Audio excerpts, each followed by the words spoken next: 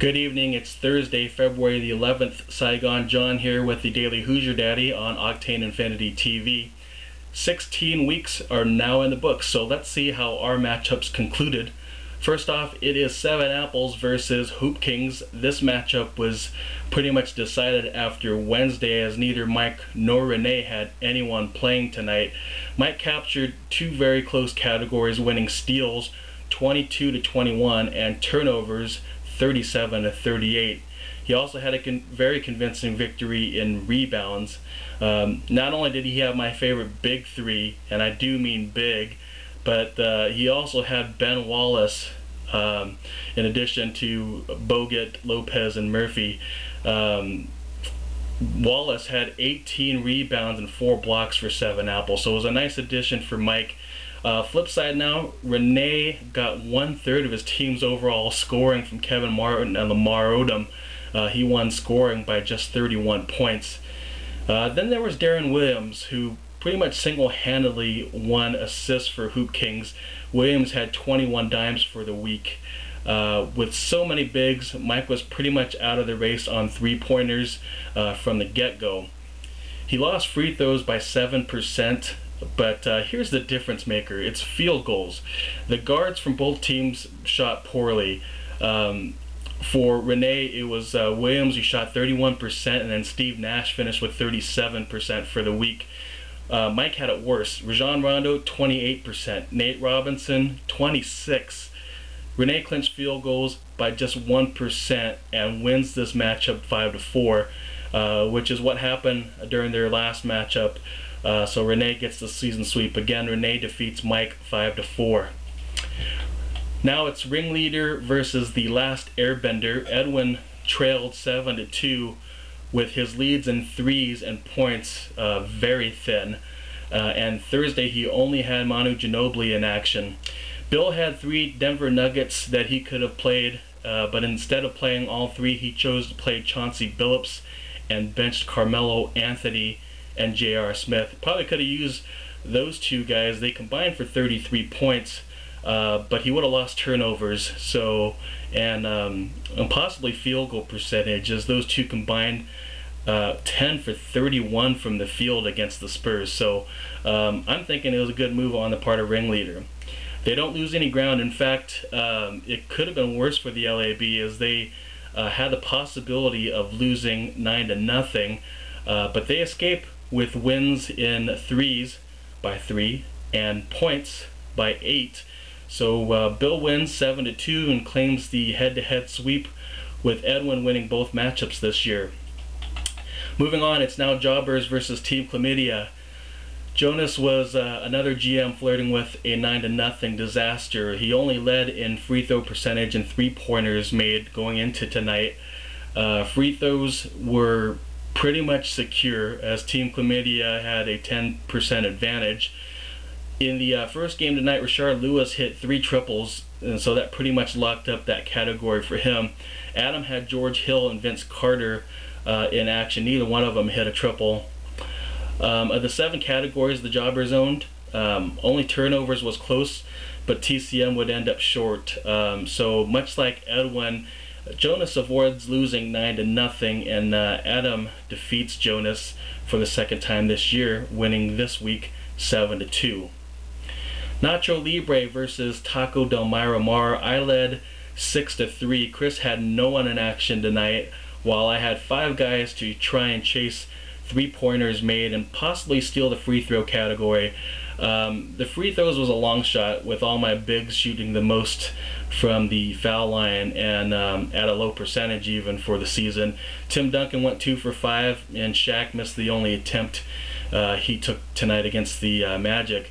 I picked up Michael Petrus and Aaron Aflalo, hoping to tie or even take over 3-pointers made. Petrus made 1 triple in that first game of the doubleheader tonight against Cleveland, and Aflalo missed all 3 of his attempts in 38 minutes against the Spurs. Now, sad for me, when I decided to pick up Aflalo, I decided to add him instead of the Spurs' Roger Mason. Could have worked out for me had I chosen Mason. He hit 4 3-pointers That would have been a much wiser move for me. So, Chris, you dodged a bullet, man. But you still lose to me for the second time this season. I win this matchup 6-3.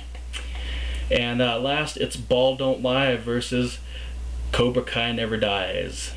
Evan and Mike seemingly had more to gain and nothing to lose, really, as Scott only had Nene in action. In fact, Scott made the decision to not even play him.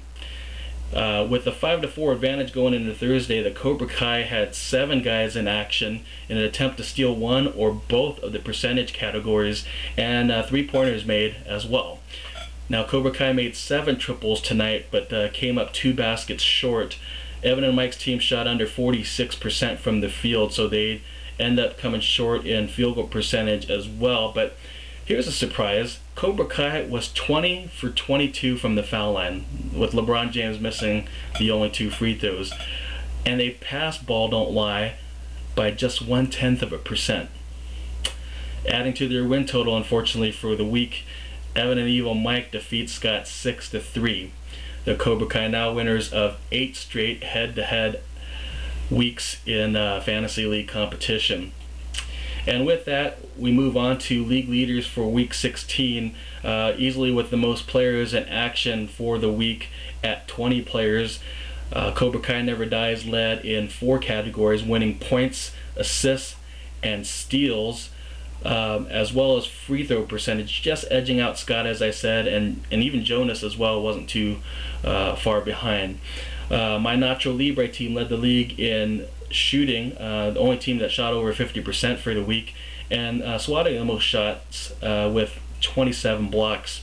The Last Airbender had the most 3-pointers made this week with 23. Jobbers led the league with 171 rebounds, and with the fewest turnovers, it was Scott at 24, Chris not too far behind at 26. Let's take a look at our standings now. After 16 weeks of action, Scott remains in first place with 80 wins. Adam moves to second place with 79 wins. Renee is third with 76 wins. Jonas drops to fourth place with 75 wins. Cobra Kai Never Dies, they move up in the rankings, now in 5th place, trailing Jonas by 4 losses. Bill is in 6th with 74 wins. Currently in 7th is Mike with 68 wins. Edwin dropping to 8th place with 1 more in the loss column. And I'm not far behind, having the same amount of wins as Mike and Edwin, but more in the loss column. And Chris, unfortunately, by far is the worst team in the league with almost 100 losses. Let's take a look at our matchups for week 17. We have Scott facing Jonas, Renee facing Evan and Mike of Cobra Kai Never Dies. With their hot streak, they'll probably keep that name for a while. Taco Del Myra Mar, Chris's team, will face Adam's Jobbers, and Good Mike and his 7 Apples will face Edwin. And then facing me next week will be Ringleader. And with that, that's all here from the bomb shelter inside Octane Infinity TV studios. You may see a bonus bomb from me possibly over the weekend, All-Star Edition. So be on the lookout for that. This has been the Daily Hoosier Daddy on Octane Infinity TV. I've been your host, Saigon John, the bomb from Vietnam, and boom goes the dynamite.